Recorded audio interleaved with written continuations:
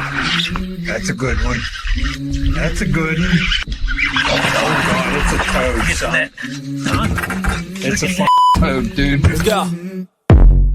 I wake up to a little bit of drool on my pillow, feel like it's gonna be a bad day. What's going on, folks? Welcome back to this week's episode with the OneCast. And we, man, I feel like we haven't been in the studio forever, but we have been. We've been here last week. Yeah, we were here last week. I just feel like Ben wasn't here though. Yeah, time is just flying, man. We got a great guest lined up today, and really excited to bring him on. But before we do that, we need to talk about those who support us the most and tell you about a bait that I've been cracking them on the bed, and that's the OneCast Fishing Nighthawk. Head on over to onecastfishing.com and use the code the OneCast, at all one word, at checkout, and get your hands on all the product that Ben has to offer. The weedless nets, the snagless jigs, all the soft plastics, the long neck hooks. And what I'm talking about here is that Nighthawk, man. The green pumpkin, the South African special, the hematoma, the pearl, the sunfish, all those different colors. But I'm here to tell you it's a great bed fishing bait. It's also a great trailer for the back of a swim jig or the back of a buzz bait and stuff like that. So head on over there, use that code, and save some money. And then while you're online, head on over to carolinawatersnc.com and use the code the OneCast as well at checkout and get your hands on all that UPF gear, which I failed to wear today because I was trying to get a little bit of a tan. But make sure you stay protected from those UV rays. And then where else do they need to go, Pete? Yeah, use the link in the description to head to Hobie Eyewear. Grab yourself a pair of the floating frames. The new Hall floats are super comfortable, great lenses. Make sure you get Sightmaster Pluses. Then go to your Google Play or Apple Store, download Deep Dive app. It's going to help you be more successful on the water. You're going to be able to look at wind direction, all kinds of good stuff on there. So download the Deep Dive app, get that premium subscription, and go catch more fish. And last but not least, if you are in Central North Carolina and you're looking for a home or property, hit up our good friend Terry Carpenter, licensed NC Realtor with Coldwell banker Howard Perry and Walston. That was funny. I had it memorized that time, but I wanted to mess with it. You can hit up Terry. He'll help you find your dream home. He's a fisherman. He knows what we're all looking for.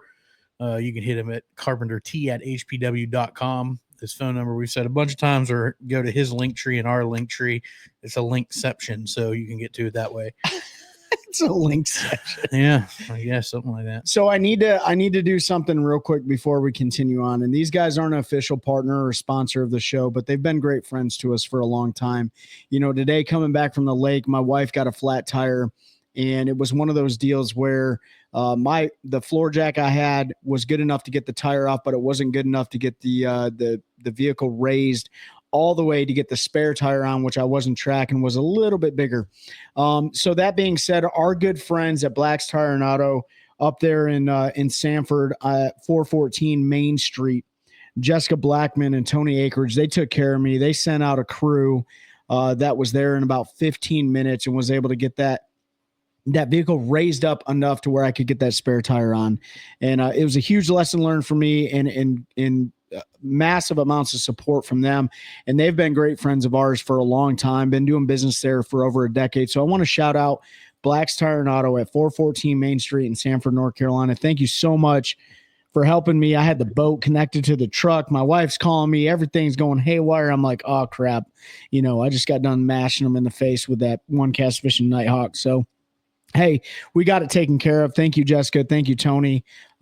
And I got a new set of tires coming in the morning, so I'm really excited about that. You know, so wanted to shout those guys out. What's going on in the world before we bring our great guest on here? A couple things. This past weekend, hopefully you guys maybe checked out some of our lives. Yeah.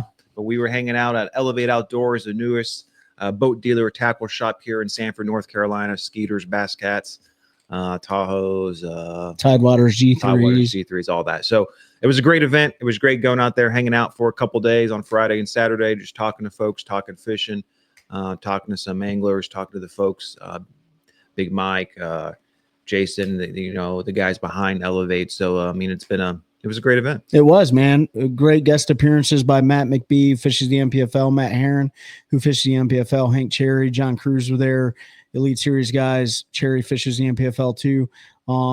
Yeah, it was great in that aspect. And then BPT, who was it? Jake Lawrence won Is that the right person? Am I saying the right name? Yeah, it was Jake Lawrence. Jake Lawrence won last minute. Good boat flip, like a 4-pounder with a buzz bait over the gunnel. Man was able to beat Jacob Wheeler. That was a head-to-head match. Pete actually called me. We were talking about it.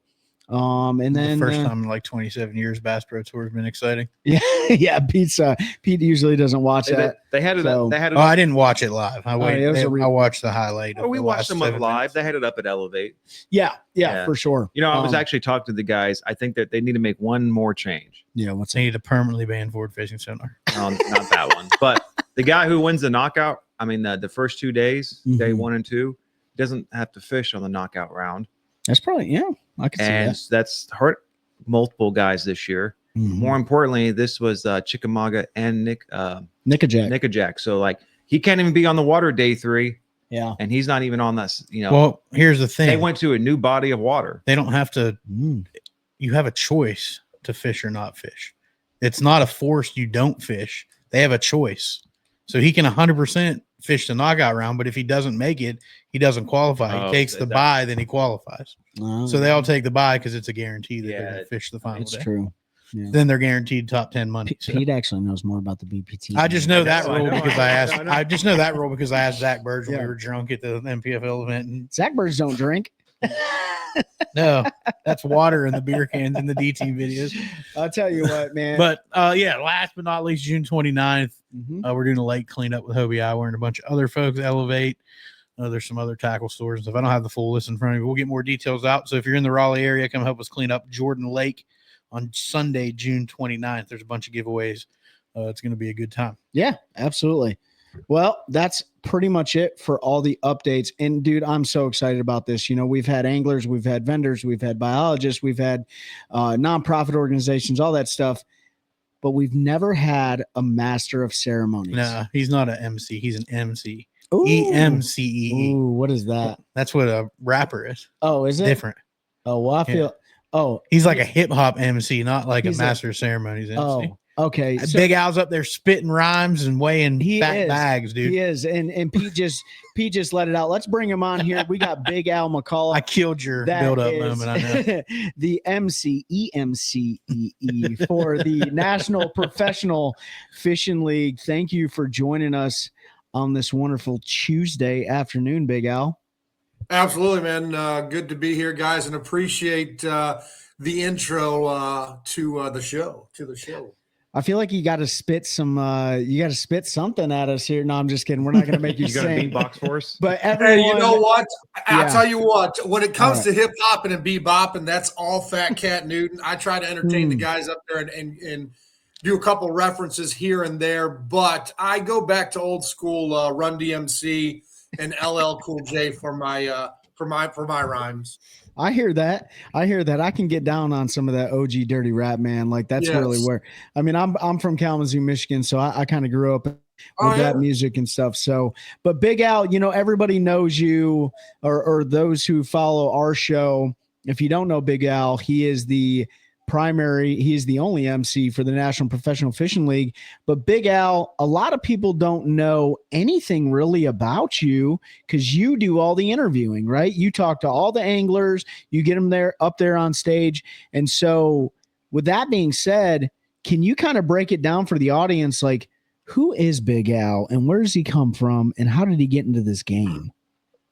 I'm just a wee peasant here in the United States now.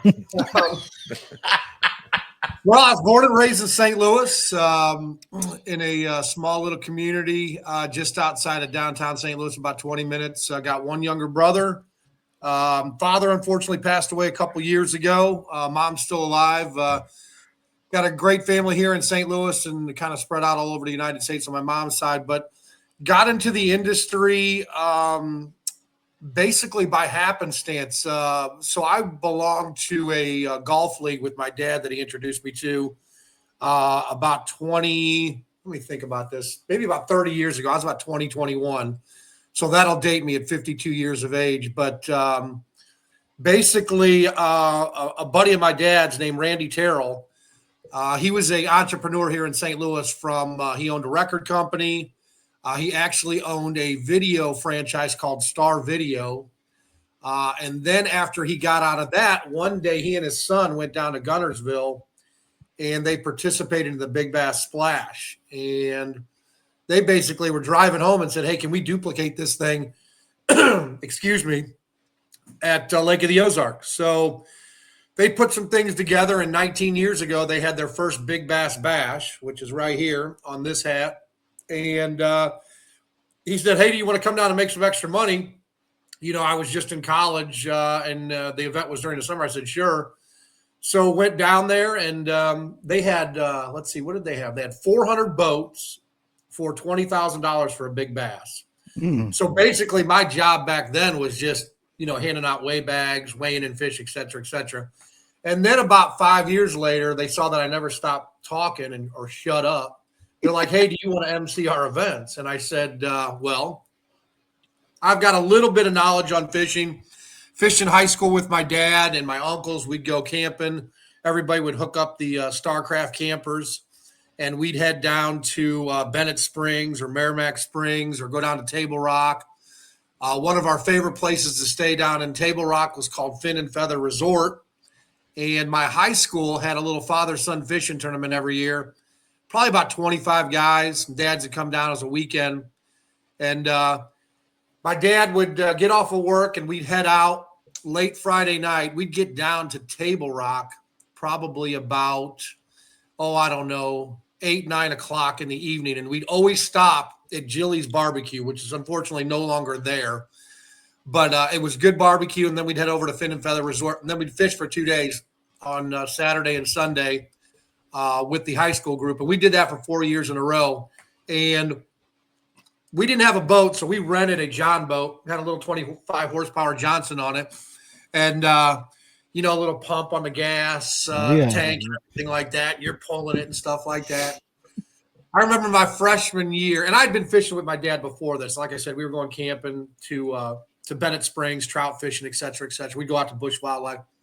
Well, I remember my freshman year. This was the first time my dad let me use a bait caster. And bait casters back then, they were really, really sensitive. Some of the bait casters you got right now, you can let them go and they're not going to bird's nest. So they were real sensitive. He had this old one. I cannot remember the brand, but he said, all right, I think, it's time for you to, go ahead and utilize this thing.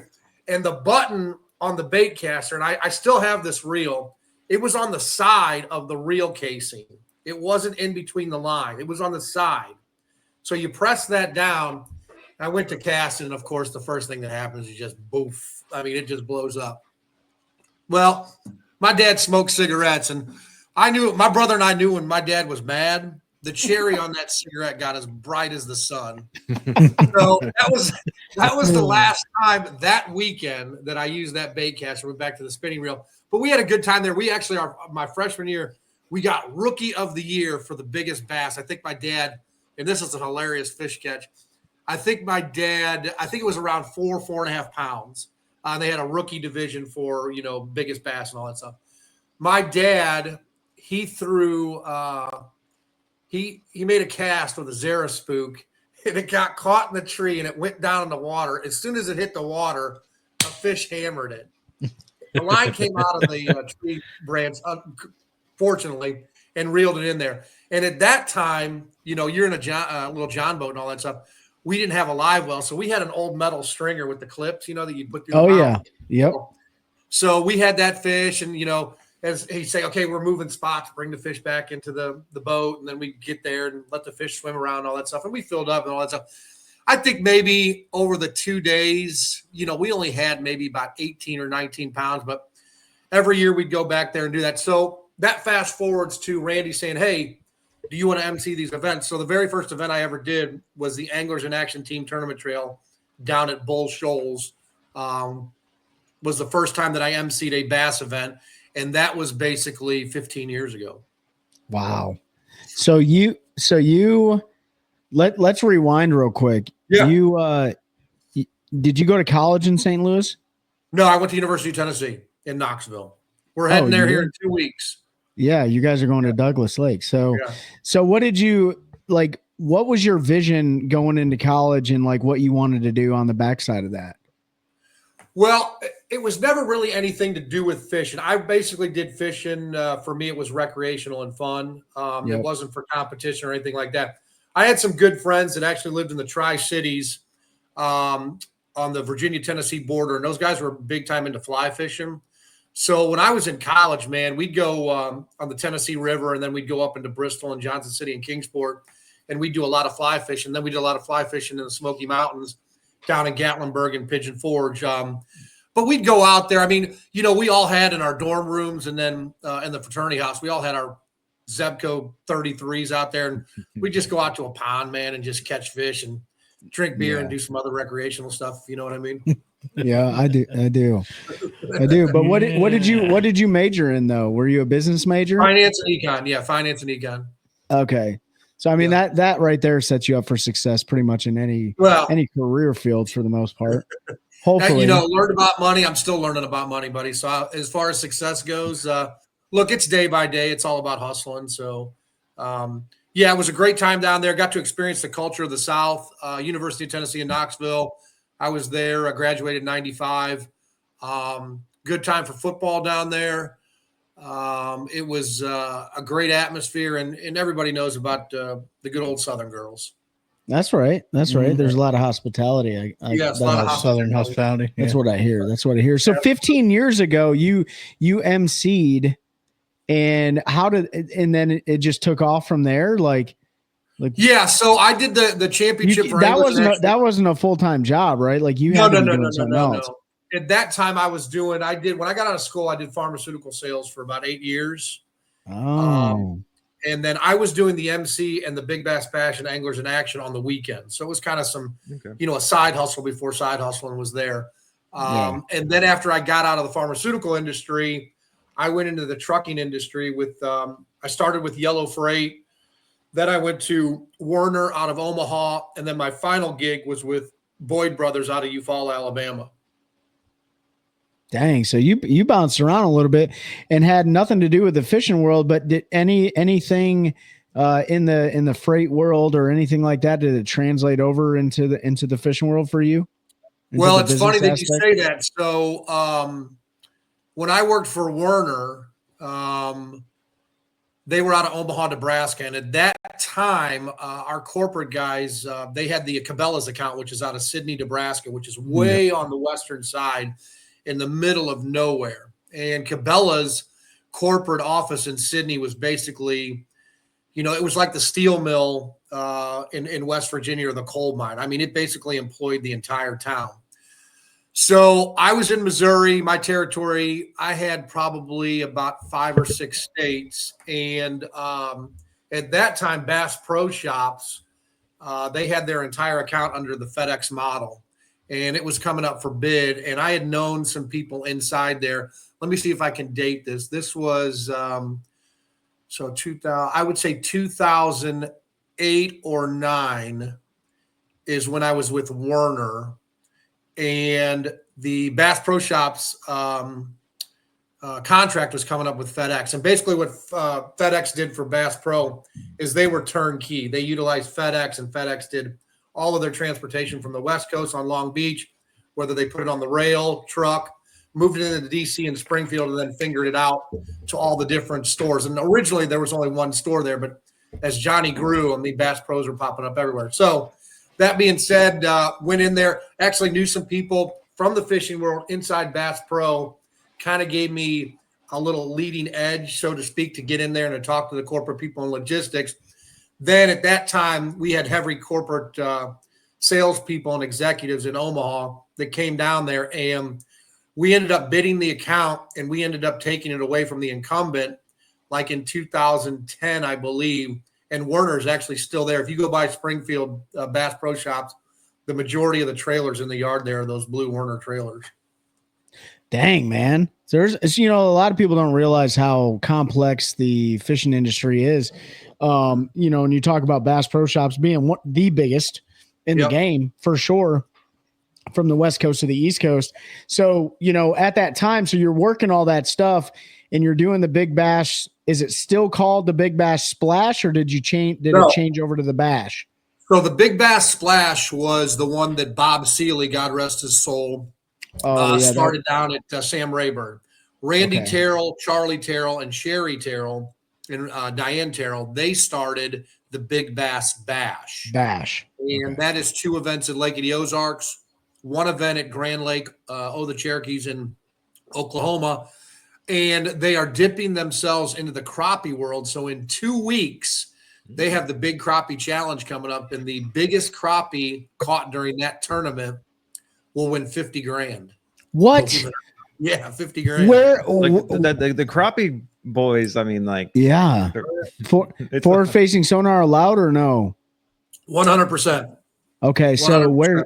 where's this at? What lake? That is at Lake of the Ozarks. Oh, Ben, Yeah. It seems like we need to get on a flight and go out there and try to catch a giant crappie. I will tell you guys this, and I'll send you, Trey, the link and everything to the website. But for you guys to come up, I don't know if the studio is mobile and all that stuff, but for you guys to come up for the Big Bass Bash, they've got 1 in April and 1 in October. And then the Big Crappie Challenge is in May, and then the Grand Lake Big Bass Bash is in June. The Big Bass Bash, the biggest bass of the 2-day tournament, gets 100 grand. Oh, Okay. wow. 100 grand. And the family gives out close to $400,000 in purse as far as hourlies go. Every 2 hours, you can weigh in from 1 to 45th spot, the top spot being $1,500. But you guys would not, if you guys had to take a guess, the Big Bass Bash at Lake of the Ozarks, how many entries do you think they get for that event?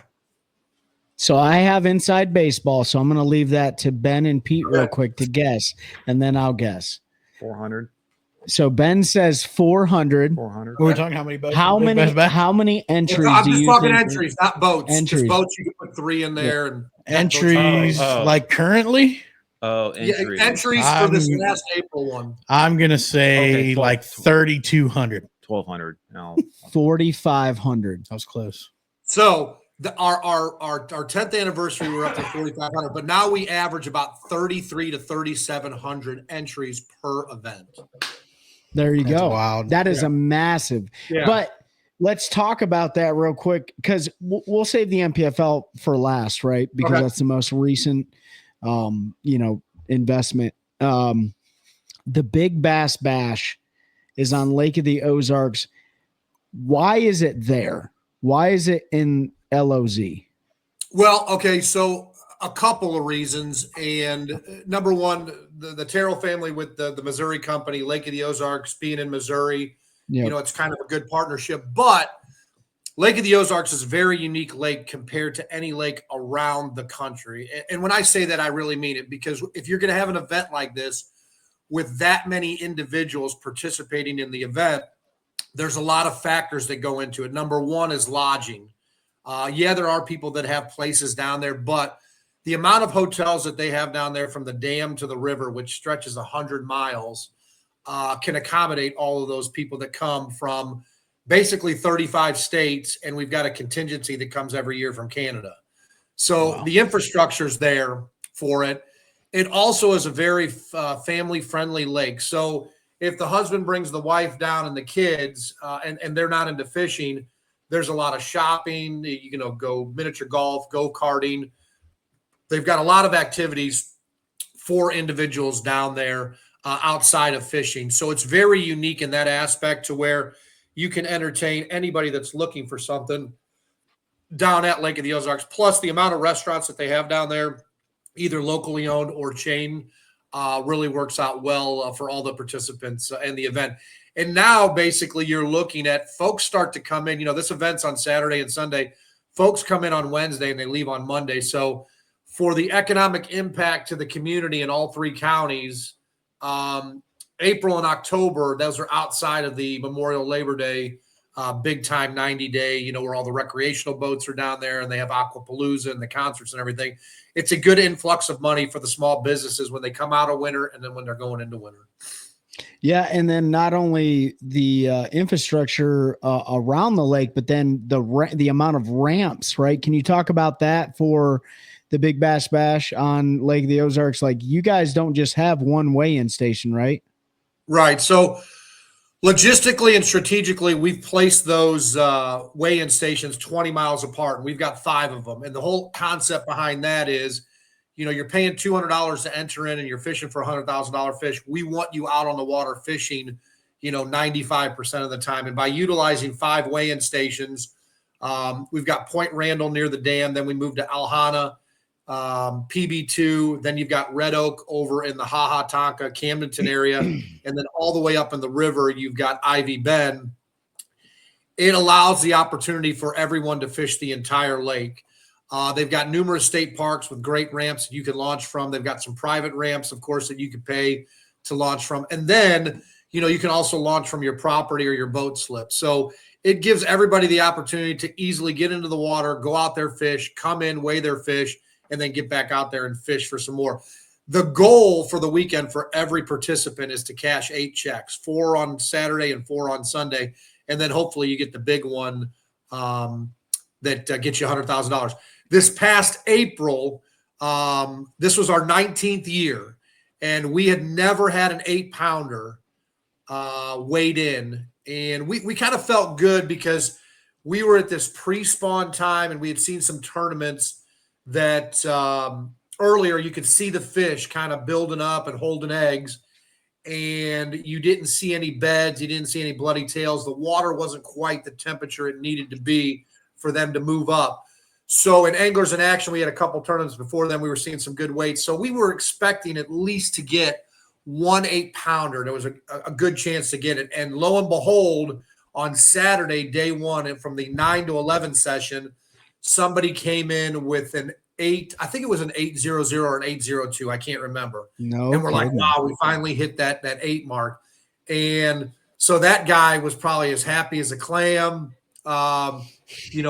Never had an 8-pounder, finally had it. And then we were talking as the staff, and we were like, look, if it was hit that early, there's a possibility we could get another one.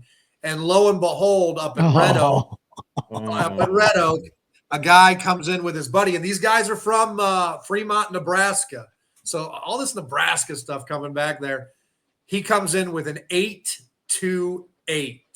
And the celebration that we recorded at the weigh-in station at Red Oak up there was absolutely phenomenal. I think these guys were probably in their late 20s, maybe early 30s, but his one – they didn't weigh it. And here's the deal. They were in a little aluminum boat called the Ragin' Cajun with a 25-horsepower motor. Yes.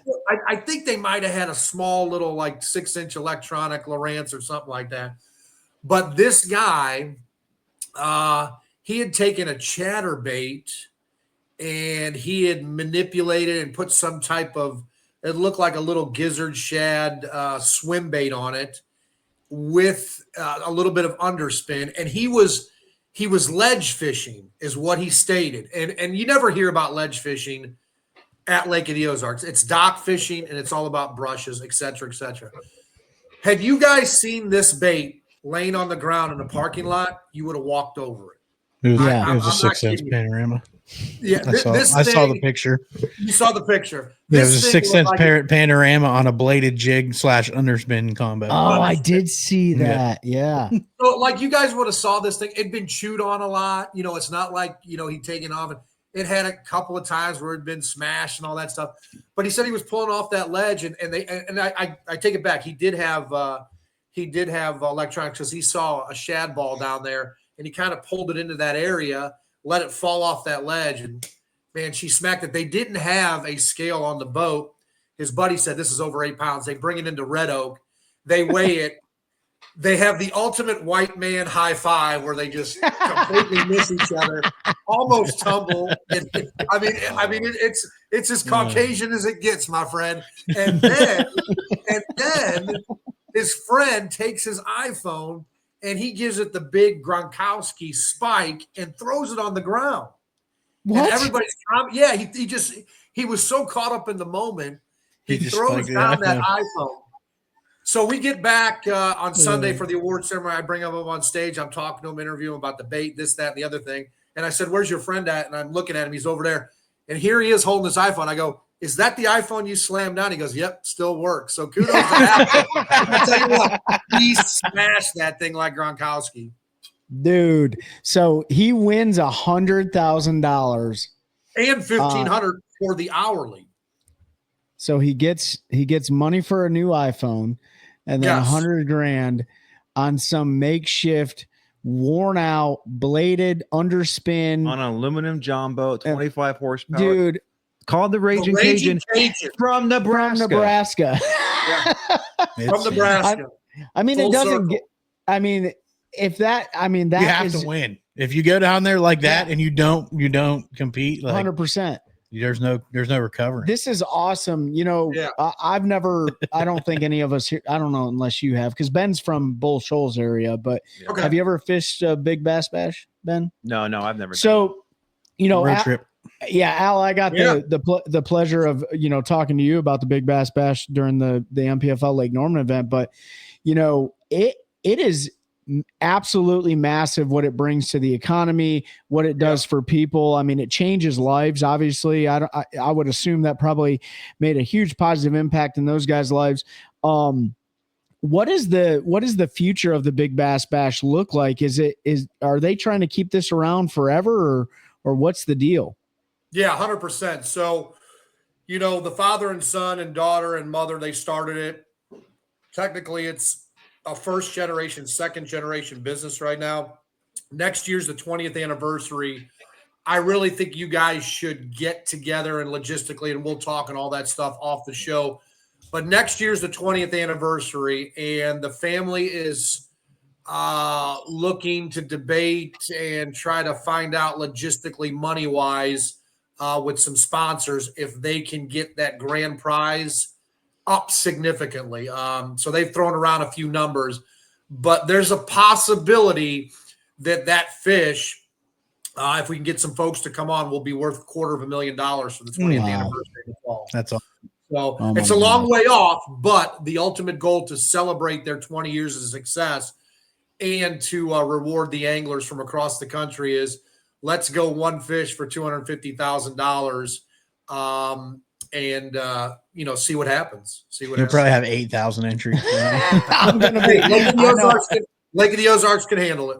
Yeah, Lake of the Ozarks. Probably more than that, because you remember, I forget how many entries they had when the Bash Pro had that $1 million tournament. Oh, Logan Parks won that one. The one in Table Rock. Yeah. So you talked a lot about the Big Bass Bash and like how cool it is for the anglers and how cool it is for the economy, but you're the MC of this giant event that happens multiple times a year, right? So you're the guy that. How do you do that when you have 5 different weigh-in stations? How do you MC that event? So basically what we do on Friday, which is registration days, we hold a podcast down there.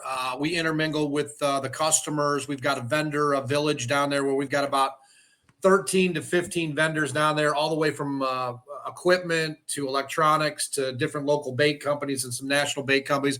Do some interviews there. And then on Saturday, when the competition starts, Ground Zero is Public Beach State Park #1 in Osage Beach. I kind of open up the ceremonies there at the weigh-in station, talk to some of our staff, et cetera, et cetera. And then that day I'll go out on the water. Well, we'll try to run into some anglers, try to get some fish catches. I'm out there with Jeff Hoots, who's got a guide service down there, and Daniel Abishad, who's our videographer. We'll get some content there, and then we'll move, you know, to 3 or 4 weigh-in stations that day towards the end of that weigh-in period, which is the last 20 minutes. And we'll interview anglers, we'll interview the staff, we'll interview the proprietors of the resorts that are at that particular location. Then on Sunday, I am basically down there at PB2 interviewing anglers as they come in after each weigh-in period. And then we have an award ceremony that starts up at 4:30, runs till about 6 o'clock, where we have an introduction, of course, and then we do our kids division, we do our ladies division, and then we do our overall, and then we do giveaways as far as early birds go. We give away a whole bunch of toys courtesy of Bad Boy Mowers and Huxco Construction to our kids. And then at the very last thing that we do for the event is we have partnered up with Phoenix Boats and the fine folks at Winchester, Tennessee. we have about a $40,000 fully loaded draw boat that everybody that enters into the event gets their name in a hopper. We pull a name. You don't have to be present to win it, but it's kind of a carrot and stick kind of thing to get people to enter. Not only do you have a chance to win for $100,000, but you also have the boat that's kind of the darling prize there, and everybody knows the quality behind Phoenix Boats. 100%. Yeah. I mean, I didn't know a whole lot about the Big Bass Bash. I mean, I know it took place, you but do. I mean, there's so much that goes into it. And I did want to ask you, being the MC for that event, and we're gonna transition to the NPFL. Do you ever get nervous? You ever get nervous when you're talking? I mean, clearly you're well spoken and stuff, but I used to. It's kind of one of those things. Once you get acclimated and comfortable, things just start to roll. I remember, look, if I was ever going to be in a branch of the military, and thank you for your service there, Trey, I'd have probably been in the Navy simply because I cuss so much. So the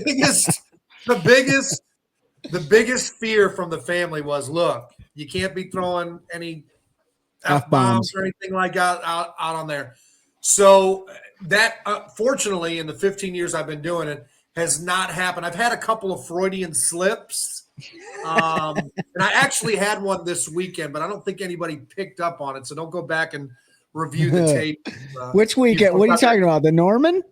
No, the one at Grand Lake for Anglers in Action. Oh, okay. I think I had a Freudian slip, but anyway, I have not. I have been very. I've been a very good Catholic boy on stage. Oh, he's definitely had a few Freudian slips with the NPFL because I've heard him. Yeah, Fat Cat had a really good one on live last at the Northern Did he really? Did he? Yeah, it was a good one. It just happens, man. I mean, the key to it for anybody. I'll tell you a story here, real quick, and then we'll transition to the NPFL. When I was in grade school, there was a speech, not class, but a kind of extra credit thing, speech. And my dad found out about it, and he said, "You're going to do this." And I'm like, "No, I'm not going to do this. I'm not getting in front of anybody and speak." And he goes, "No, you're going to do it. It's going to be good for you." Like a public speaking class or something? Yeah, public speaking, where they basically you picked out one of these speeches, you memorize it, then you came in on a Saturday and you recited it 3 times to 3 different judges and your peers. And he said, "No, this will be good for you, et cetera, et cetera." And you know how you are when I think I was in 6th or 7th grade. I'm like, "No, Dad, I'm not doing it. I'm not doing it. I'm not doing it."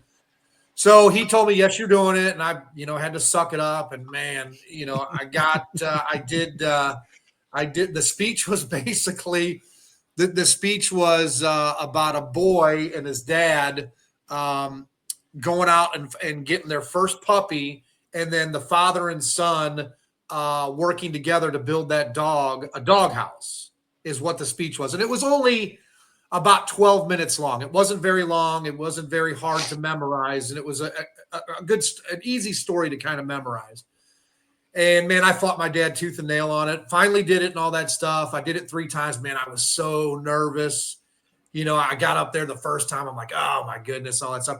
I ended up getting a second place ribbon, which, wasn't bad and all that stuff. My dad was proud of me and all that stuff. And then, before my dad passed, we'd always talk about that and, where I'm at and as far as emceeing these events and the live stream and people watching and all that kind of stuff. And it all kind of goes back to that 6th grade speech class that I did that kind of broke the ice. And, when I did my first event at Bull Shoals, of course, still nervous and all that stuff because I'm kind of getting back into it.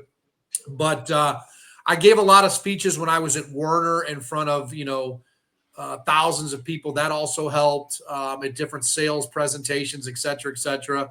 But, it kind of comes full circle, the things that you're, when you're younger and your parents tell you to do something, you're like, forget it. But it comes to fruition later in life. Well, I'll tell you what, first of all, I'm impressed by Big Al's memory, right? Because I can't remember what happened 14 seconds ago.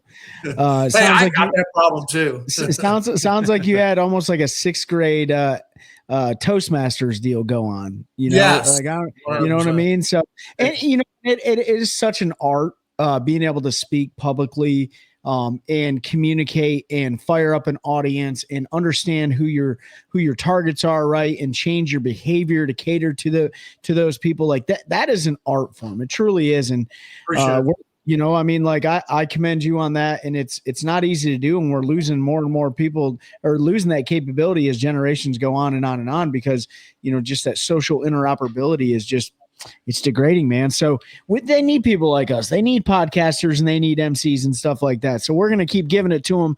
But later on in years, this little concept called the National Professional Fishing League came about, and walk us into that. Yeah, so in 2019, around May, there was rumblings about Major League Fishing buying FLW. And at that time, you were looking at the Toyota Series, the BFLs, and the Opens. Toyota Series, there was 200-300 boats in it. BFLs, there was 200-250 boats in it. And at that time, let's just make the numbers simple. So Bass Masters had 100 anglers. FLWs they were at like 175, 200 prior to the buyout by Major League Fishing. They're at 150 cap, and then the BPT was at 100. So when you added up those numbers, you looked at 350 professional spots for all the anglers coast to coast that were looking to kind of go to that Texas Hold'em high stakes room. So started to put the numbers together and said, look, there's 250, 300 boats in the Toyotas. There's 200, 250 boats in the BFLs. There's a lot of guys regionally that are really good that stay in their BFL region or Toyota region or Bass Open region. I wonder if they want an opportunity to come into the high limit room. So June of that year, I started calling all the guys on the FLW tour, and I've still got the notebook, with scratches and scribbles, and I put together like 3 payout spreadsheets, et cetera, and just kind of testing the waters and doing the due diligence of it, and found out that, they were going to buy the FLW tour, and the rumor was that it was going to go away, and then they were going to take those guys and basically just have Toyotas and BFLs, which is the moneymaker, as everybody knows. You could do the calculation on it, have the BPT, and have that as a feeder league. Well, they ended up buying it. They ended up keeping it. 150 they capped it out at. So I took all that information. I called up. I'd known Brad and Michelle Fuller for probably at that time 8 or 9 years. They had owned Omega Custom Tackle, and they lived about 20 minutes from me. And knew Brad with his military service. He was still traveling, doing ops and stuff. And Michelle was with the girls down there. So they would come down, and they were one of our vendors at the Big Bass Bash, Omega Custom Tackle. And we became good friends. And so at the Big Bass Bash in 2019, that October, I went over and spoke to them. We cooked some steaks that night. I had a lot of vodka that night. Oof. Oh, yeah. Tito's? Yes, it was Tito's. I did have some Tito's. My guy. My girlfriend at that time she kept pouring them for me. I'm like, look, hold off. I mean, my goodness. Next thing I know, the bottle's 3/4 gone. So anyway, I talked to Brad and Michelle about it. I said, look, this is a huge investment as far as time and as far as capital.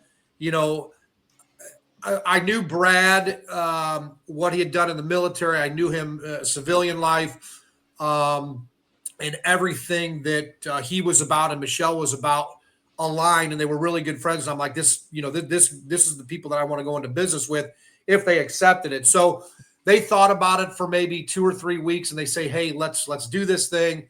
So we started I said, look, this is 2019. We want to launch this thing in 2021. That'll give us probably about 14 months to really put this thing together, as far as getting the stage trailer, as far as getting a schedule together, and finding the field, et cetera, et cetera. So we put the invitation out there. We announced our first 10 anglers on Bass Talk Live with Mark Jeffries and Matt Panrag. And I think it was the end of October, and we made the announcement. And then the first 10 anglers that were going to join the league, and then periodically we would let out the next 10 anglers. And we got up to about 123 to 125. Brad and I had a lot of road trips, driving to places, talking to different CVPs and tourisms. He's sitting there pitching anglers to come over and fish. We're driving up to Iowa to Featherlight to design the trailer, build the trailer, et cetera, et cetera. Then at that time, Paul Benson was working for Cash and Rods. Brad's like good guy in the industry, pretty much knows everybody. Let's bring him on in the ownership group. We get out of the gates, it's PB&J sandwiches and all that kind of stuff that first year. We get to the end of the season. We had a major sponsor that kind of bamboozled us, so to speak, and went AWOL and almost basically just destroyed the league after 1 year. Fortunately for us, Mike and Kathy Como, after numerous phone calls from myself and Brad to various investors, Mike and Kathy were kind enough to take the risk and come on as the majority ownership, and they put up some money to keep us alive. And now we fast forward, and here we are 5 years later, and you guys see the tea leaves out there with Brad being the president and Michelle being the CFO and Paul in charge of partnerships and myself as the founder and MC of the events. And then Mike and Kathy giving us some guidance here and there on certain issues and not all issues, but mostly helping finance this thing as we've brought on more sponsors. You saw Hummingbird come on. Progressive is going to get bigger this year. Bass Cat, of course, has come on. We've had a great relationship with Rick Pierce and those folks down in Arkansas. So you fast forward from, man, we were, a sunken ship, and all of a sudden we kind of, rising like a phoenix, so to speak. And here we are 5 years later, and the talk of the town now in the fishing world is, and, I don't begrudge any competitors or anything like that. We're going to do our thing and then, let the chips fall where they may. We're kind of the talk of the town now, and we've got some big names that have given us an opportunity to bring them over, like the Matt Herons and the KJ Queens and the Hank Cherries that you mentioned at your charity event, et cetera, et cetera. Patrick Walters has been with us. We're a piggy bank for Patrick Walters and his Huggy Fund. You say it's Huggy Fund? Gerald Swindle kids coming hydrated. over. Yeah, Jason Christie, Greg Hackney. These guys kind of solidified our brand and giving us the opportunity. And Trey, look, you were over there hustling with me every morning and kind of seeing the insides of the NPFL. We're limited in manpower. Our staff, absolutely, every one of them does about 4 or 5 jobs. Sometimes it's a little bit of oil and water, and people get cranky, and you got to bring them back. And then at the end of the day, everybody's hunky-dory. But when we're in the trenches, man, everybody is absolutely on point, and we're lean and mean, as the old phrase would go. And with the prohibition of electronics last year, decision thought and worked through by Brad. I wasn't a big fan of it, but in hindsight, he made the right call for the NPFL as far as the brand goes. And from there, the trend line has been, where it's at. And that's basically what's come from the partnership that we have with Hummingbird now is huge. Yeah.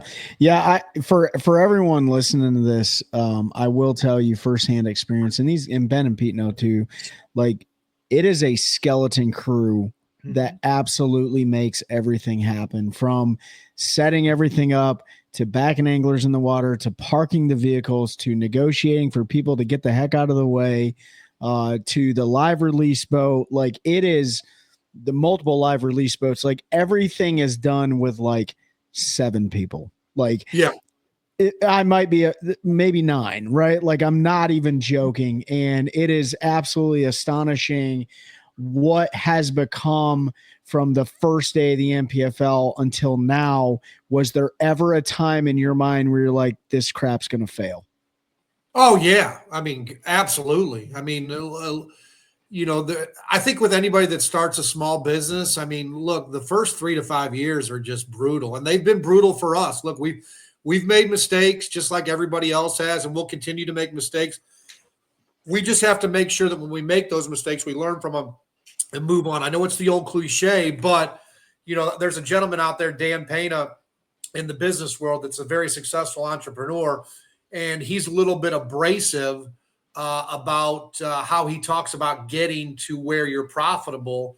And I mean, he's completely right. I mean, look, it's still touch and go. There's 2 silos of income in the bass fishing world. There's your anglers, which are your customers, and then there's sponsorship dollars. And we have got to continue to bring on more and more sponsors. Do we eventually get into a feeder league where it's a qualification kind of thing for the NPFL? Yeah, but that's not in the cards right now. We're concentrating on our 117 anglers that we have that are basically spending, with travel costs and everything, anywhere from $60,000 to $70,000. So that's our main focus right now. And as you can see, like I said, when we're in the trenches from 4 o'clock in the morning till probably 6 o'clock at night, we get a little break in there after we get done with launch and recovery and all that stuff before recovery. When we're in the trenches, everybody is go, go, go. If you put a pedometer on all of our staff, I've got to say on each day of competition, they're all walking 10,000 steps easily. Yeah, for sure. Yeah, you don't want to wear flip-flops. I made that mistake. No. You definitely want to wear some shoes. Yeah, I mean, and then not only are you, part of the ownership group, but you're the MC. You're the one that's got to put a lot of the face to the names that come up there on the stage and stuff like that. How has that been a huge challenge for you, or has the Big Bass Bash really helped you kind of maneuver through that minutia with the NPFL? Well, I think the most difficult thing as far as emceeing a weigh-in is, if you could hang out with all 117 of them and kind of just get a feel for them prior to them coming onto stage, maybe know a little bit something about that individual. And you can do research and stuff like that on social media. I don't like to be rehearsed or robotic. I like to just be natural when it comes to that, kind of play to the moment. Sometimes I see something out in the crowd, that I'll mention, and then I'll flow into the angler coming on there. But as you get comfortable in talking to the anglers more and more, you can kind of see when I talk to, say, like a Matt Massey, who's been there for all 5 years. Yeah, he's a giant man too. He's a big old boy, big old Florida boy, and he catches big fish. I've got a little bit more to talk to Matt about besides fishing. I can relate. He owns his own plumbing business. Can I work that into what we're doing as far as him fishing and all that kind of stuff? And then I know him personally and his wife and all that stuff. When I get to somebody like Jason Christie or Greg Hackney, who are in their first year, or Gerald Swindle, Gerald's very easy. Welcome him on stage, put the microphone in front of his mouth, and shut up. And then he goes. Let him take his 3, 4, 5 minutes, and it's pure entertainment. It's absolute gold. Yeah. Jason Christie, getting to know him. Jason's a little bit more reserved. He's been in the industry for a long time. Oklahoma guy. I know a little bit about Oklahoma with the Big Bass Bash being down there, so I can kind of relate there. Greg Hackney, this is the first year I've met him. Buddy Gross last year, Patrick Walters. Once you get comfortable with those guys, it kind of just flows, and it's kind of a natural thing for myself. Now, there's also guys out there that that, hey, they want to weigh their fish, mention a sponsor, and they want to get off the stage, which is fine by me, to each his own. If an angler comes up to me and says, hey, I want a little bit more time today, I'm going to give them that time, simply because if they don't have their sponsors or their family, they're not here fishing with us and spending, $32,500 in entry fees for 6 events. So as you get to know these guys, and I'll tell you what, listening to podcasts like yourself or Luke Duncan, I learned something about Greg Hackney. Luke asked him a question about Star Wars and what character would you be? And his favorite character was Han Solo. So, I kind of mess with Greg, and I'd see Solo and throw that into the game and all that kind of stuff. The first time I did it, he was a little bit surprised. And I said, no, I'm just taking a little bit from you and Luke and all that stuff, doing my research to try to be prepared. So like I said, you do a little bit of research, but you do not want to be robotic. Let's weigh-ins are brutal unless you're waiting for a family member or friend to come up there and watch the weigh. If we could get, we average about 2 hours and 30 minutes, 2 hours and 2 hours and 30 minutes on the first 2 days. On the last day, championship day, it's about 3 hours because you're letting everybody talk. Okay. If we could get those down to 2 hours, somebody will watch that almost like a shortened baseball game or a shortened football game. So you've got to be able to entertain. And sometimes I go off the cuff and this and that, and, try to throw in a couple of, goofy jokes or get people fired up in the crowd and say hello to some kids and this and that. We've got technical difficulties that I got to fill in and all that kind of stuff. But, watching a weigh-in, if the MC is not going to be a little bit excited like the fan is for their individual angler, they're probably going to tune out most of the time. Now, it probably still happens, but I think for the most part, you get up there, look, I'm genuinely excited for the guys. I want the best for the guys. Sometimes you're a therapist up there. Guys come in and they're just brutal. There's some guys that are just brutal on themselves. Even when they catch 17 pounds, they act like you kicked their dog. Yeah, Seth Ellis. I just try to get up there and say, look, man, I know what you can do. And this is fishing. It's minute by minute, day by day. Let's go out there and kick some butt on day 2. That's the great thing about the format with the NPFL. It's 3 days and no cuts. Yeah. So if you do have that, when we were designing this, it's like, man, okay, I was talking to the FLW guys. They go 3 or 4 day event, 2 day event. And they're like, man, you know what, if we could, I was thinking, hey, 3 day event with no cuts. They're like, man, I like that. You end on Saturday. We can get home, spend some time with the family before you have to go back and work on Monday. Talking to those guys. But sometimes you got to be that, you got to be Lucy from the Peanuts, a nickel for therapy and all that kind of stuff for some of these guys to bring them off the cliff. Yeah. Yeah, absolutely. I think a lot of people don't understand, like being the MC up there, like you have to stimulate those anglers to actually talk a little bit too, right? Especially when they run a boat that may be a sponsor of the NPFL, right? Or like Cat Boats, like, hey, and you see it a lot out of you and other MCs out there on stage, like, hey, I know fishing sucked for you today, but who would you like to thank? It's like, oh yeah, wait a minute, there are people I need to thank. You know what I mean? So, but it's not an easy job, right? You got to stay in tune with 117 guys. When there's any sort of break in the weigh-in, you got to entertain the crowd. When there's a guy that wants to get up there and take 10 minutes, you got to do what you can do to get him off the mic after a few. Yeah. So I mean, I got some great ideas for you. One, you should definitely have a cattle prod up there, a paintball gun, maybe a t-shirt launcher, maybe a taser, something else. I don't know. Make it really entertaining. But I'll tell you what, you guys have done a great job. You're drawing more and more of a crowd every time you go somewhere. Lake Norman showed out. Lake 100%. Norman was phenomenal. And, and probably helps having about 20 something people on the roster that are from North Carolina. 400. Oh yeah. From North Carolina. But yeah, I mean, being an MC. So do you see yourself continuing to be the MC of the NPFL, or are you looking for a replacement after you start getting comfortable a little bit later on? No, I mean, I'll do it as long as I want. Look, I enjoy it. It's 7 weeks of vacation. I get to see different parts of the country. I get to work with a great ownership group and partners, great staff members. Look, we're a giant family. Sometimes families fight, but we all come back together. I mean, you saw the insides at the VRBO at Lake Norman at the end of the tournament, how we just all kick back and we're eating pizza and we're having some beers and we're playing some pool. And some people are sleeping, and we're, it's almost like it's a fraternity, man. Yeah, it's a fraternity. It's a Delta Todd Delta from Animal House and Bluto and Flounder and all the boys. And hey, can we dance with your dates and Otis and all my good friends and all that stuff. So that aspect of it. And so, look, never say never. It's kind of funny that you asked me about that, and I've been doing some posts out there and just kind of the situation of things going on, et cetera, in people's lives and, State of the Union kind of stuff. And I've actually been contacted by a few people as far as doing some radio show stuff. So I don't know where it leads. I'm always open to certain things.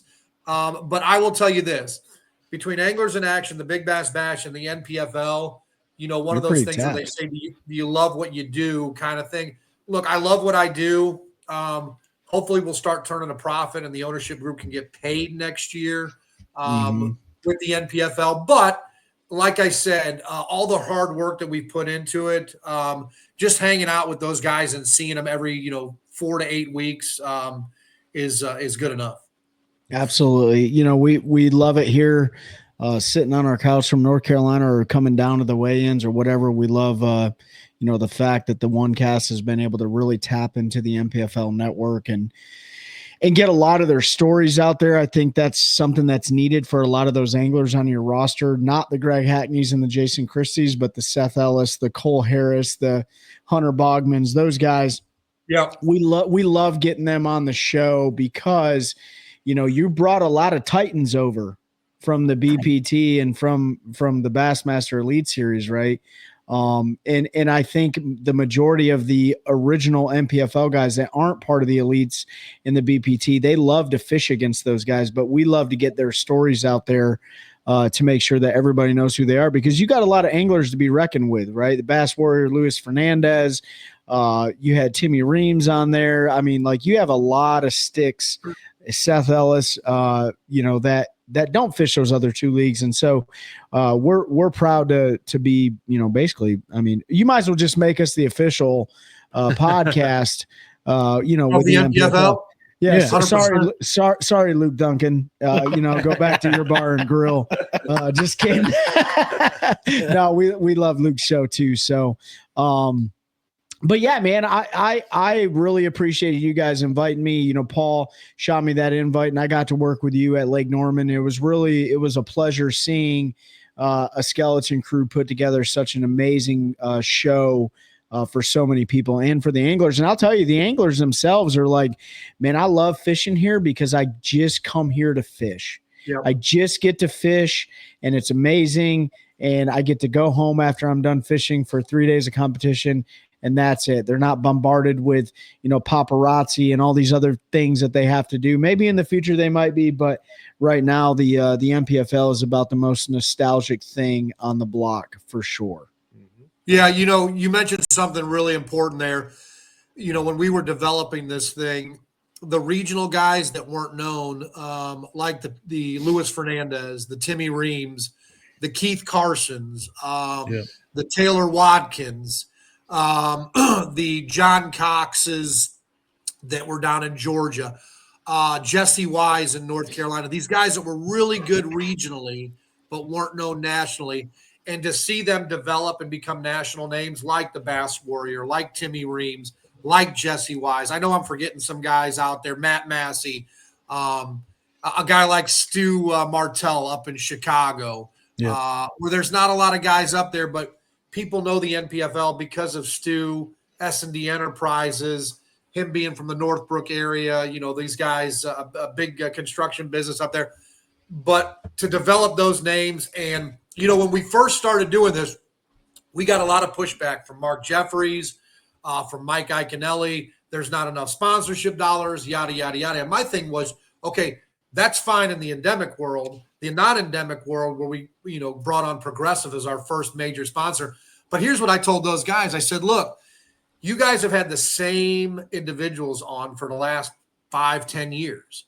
We're bringing you guys another 125 anglers that are good content that you could talk about and get to know and kind of bleed more life into your podcast. So now you could put a Luis Fernandez on your show and talk about how his dad, Frank, learned from a gentleman out in California on how to flip on these 15-foot poles over these tule bushes in there. You can learn about stuff like that. You could talk to Timmy Reams in West Virginia. How did he come about? You could talk to Matt Massey, you know, new names that you can build on instead of, look, very entertaining, the Geralds, the Gregs, the Jasons and all that stuff. But now you guys have 125 more anglers to bring onto your podcast and talk about and introduce to the world. Yeah, absolutely. What were you going to say something? Yeah, I mean, it was, it's like, you know, we enjoyed it because, you know, there's a lot of podcasts out there and everyone always has the same guests on and nothing wrong with that. But it's the same old song and dance and same old story and stuff. And look, you know, we want new blood. We want to talk to people that aren't the tournament winners. You know, we want to talk to those people that finished maybe dead last, you know what I mean? To talk about that mental and emotional roller coaster that they went through in the 3-day NPFL competition. So we're going to continue doing that. Last question I got for you, Big Al. When's the last time you actually fished?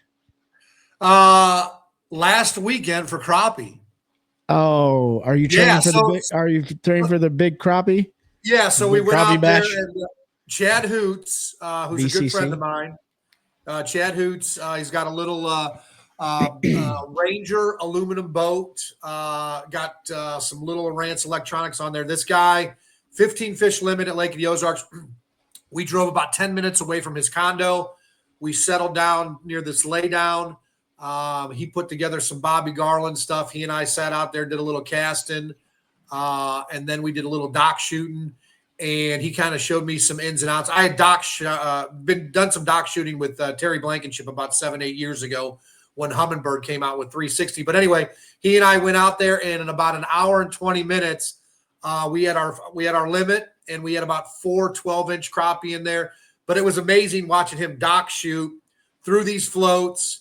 You'd see the ball of crappie there. They'd go down there. He'd pull them out. I'd pull them out and all that stuff. But 2 weeks ago, to answer your question. Well, there you go. Because when I was at Norman, I know it seemed like years since you picked a rod and a reel up. Obviously, the more and more you're in this industry outside of being an angler, the more and more you don't get to fish. You can just ask Ben, who's sitting over here. He owns OneCast Fishing. Yep. He lives on a lake legitimately, and he barely ever gets to fish. Yeah. So Pete and I are very thankful that we're just podcasters. We just get to fish. Yeah, we just get to fish. So, Big Al, I appreciate you joining us here. Before I tune this out, like, what do you guys got for Big Al? Yeah.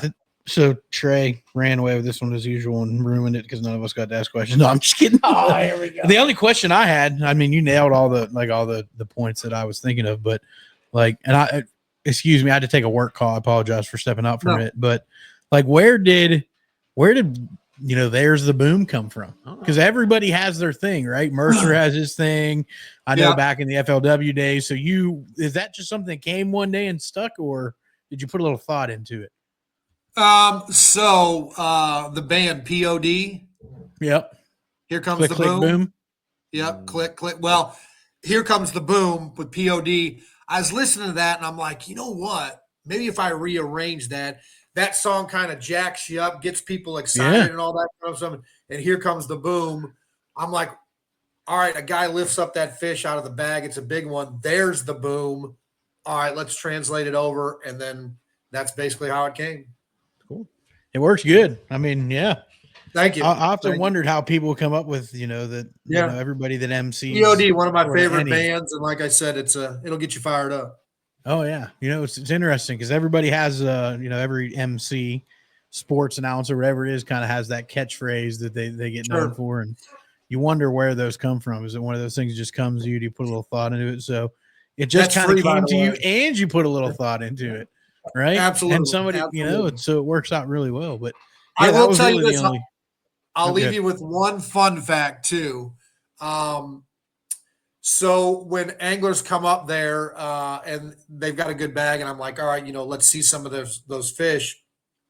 I've changed over to show us what you got. Okay. And that phrase I stole, and you won't believe where I stole that phrase from. Show us what you got. That came from the movie Slapshot, the Hanson brothers, the Federal League.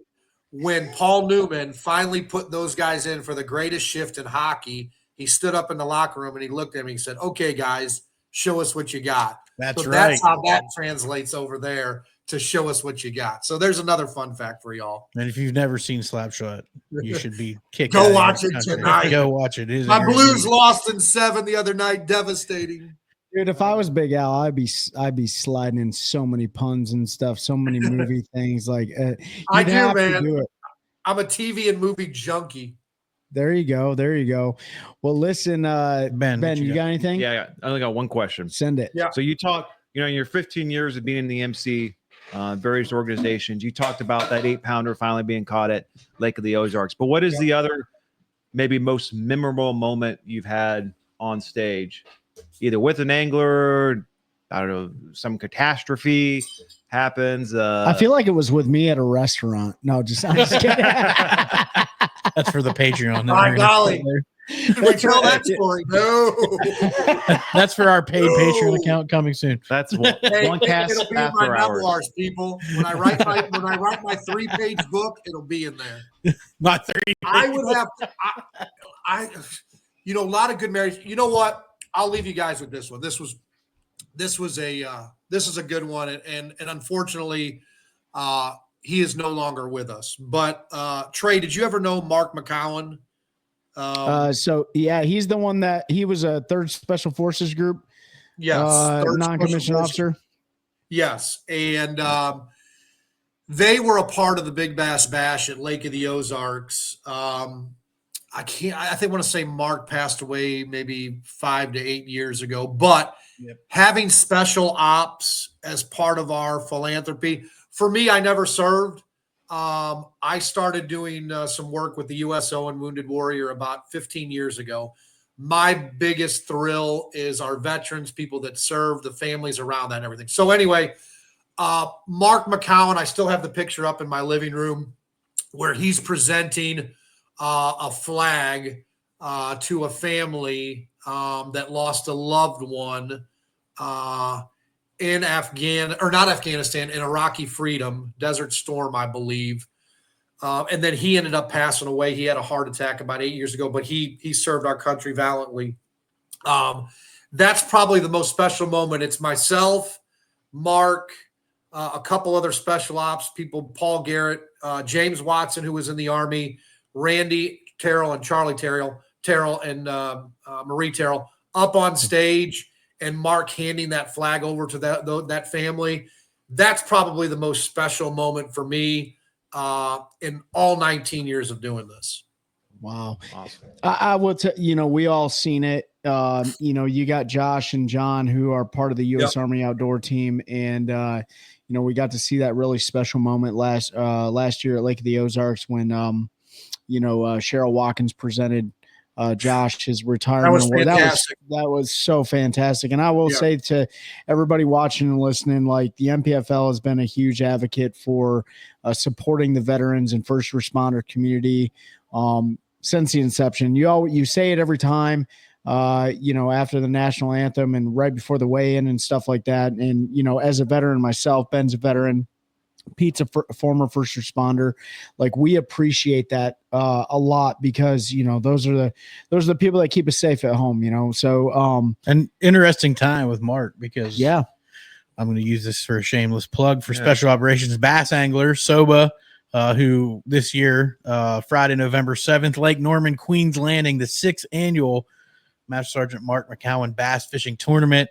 It's a great event. If you've never been to it, come out and fish with us. It's $100 for per boat, 2-man teams. That's with big fish. They all the proceeds from that, they select a special operations family who has lost a loved one. And they provide them with some financial aid and doing recognition for them. So this year it is Shannon Kent, who if you've ever heard us talk about John Trey's buddy Turnbull, she was lost in that bombing, and they're recognizing her this year. So November 7th, it's always on Friday of Veterans Day.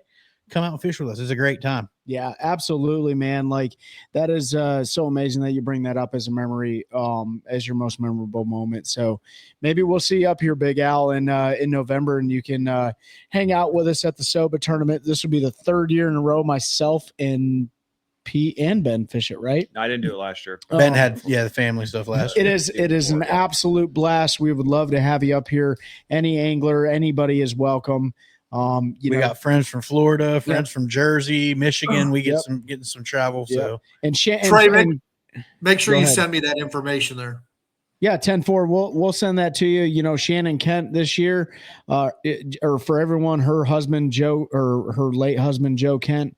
I don't know how does that work. It's not her late husband. Not her late husband. Her husband. Joe. He's now a widow. However that is. Yeah. He is the director of the National Counterterrorism Center appointed by President Trump. Right. So, awesome. He's a big wig up there in DC, but he also served as well, and so it goes for a great cause. And yeah, anyways, off that topic, man, support it 100%. Big Al, we appreciate you really joining us here this afternoon. And before we end, all of the people that really made this possible for the NPFL and everything like that, do you want to shout them out before we end the show? Yeah, to all the fans, the anglers, the family members, everybody that supported us through thick and thin, much appreciated. Greater things to come.